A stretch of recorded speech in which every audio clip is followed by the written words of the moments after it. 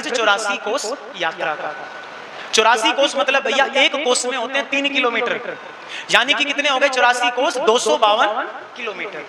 हमारा जो समस्त ब्रज मंडल है ना, मथुरा, बरसाना, नंदगांव, वृंदावन, गोकुल, रमन रेती, दाऊजी, ये समस्त कितने क्षेत्रफल में फैला है भैया? 252 किलोमीटर यानी 84 कोस में फैला हुआ है। उस 84 कोस ब्रज यात्रा को अक्टूबर के महीने में निकाला जा रहा है। तो उसकी एक सेवा शुल्क रखा गया है 11,000 रुपए प्रति व्यक्ति, जिसमें 7 दिन तक उस व्यक्ति का भैया रहना, खाना पीना, दर्शन करना, सत्संग सुनना और वहां पर जो भी झांकियां होंगी, सुंदर रास का दर्शन करना, समस्त सेवा भैया उसी 11,000 रुपए में सम्मिलित है। जिसमें भैया जो कमरा दिया जाएगा वो एसी कमरा होगा, जो गाड़ियां आप लोगों को दर्शन कराने के लिए लेकर के जाएंगी सब एसी गाड़ियां होंगी, और जहां तक गाड़ी जा सकती है उस स्थान तक गाड़ी जाएंगी। और उसके आगे भैया जैसे पैदल दर्शन या परिक्रमा करवाई जाएगी तो वो बैटरी वाला रिक्शा चलता है भैया, उसके द्वारा आप लोगों को संपूर्ण 84 कोस के दर्शन कराए जाएंगे।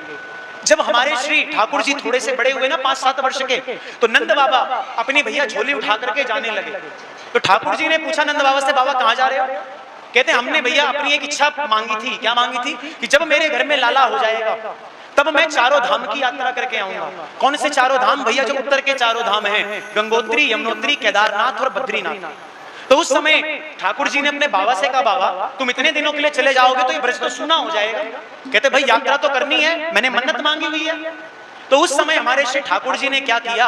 कहते उसी ब्रज में, हमारे ब्रज में ही उन्होंने बद्रीनाथ, केदारनाथ, गंगोत्री, यमुनोत्री चारों धामों को ला करके स्थापित कर दिया। कहते जो लोग वहां जाकर के दर्शन नहीं कर पाते वो लोग यहाँ पर आकर के ब्रज 84 कोस में भैया उन चारों धामों के दर्शन कर लेते हैं।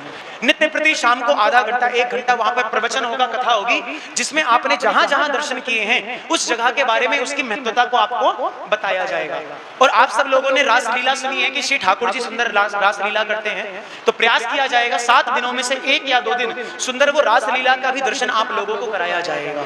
तो जो भी उस सुंदर यात्रा में सम्मिलित होना चाहता है, अक्टूबर के महीने में जिस दिन भैया 10वीं तिथि आएगी, नवरात्रि के अगले दिन से लेकर के और 7 दिन, और एक बात उसके बीच में शरद पूर्णिमा की भी तिथि आएगी। जिस शरद पूर्णिमा को भगवान ने रास किया था ना, वो शरद पूर्णिमा की तिथि भी उन 7 दिनों के भीतर आएगी। तो जो भी उस 84 कोस की परिक्रमा करना चाहता है, दर्शन करना चाहता है, तो भैया नंबर लिखा है, संपर्क कर सकते हैं। और जितना हो सके जल्दी भैया अपने नाम का रजिस्ट्रेशन करा लीजिए, ताकि सारी व्यवस्था आप लोगों के अनुकूल पहले ही करवा दी जाए। श्री वृंदावन बिहारी लाल की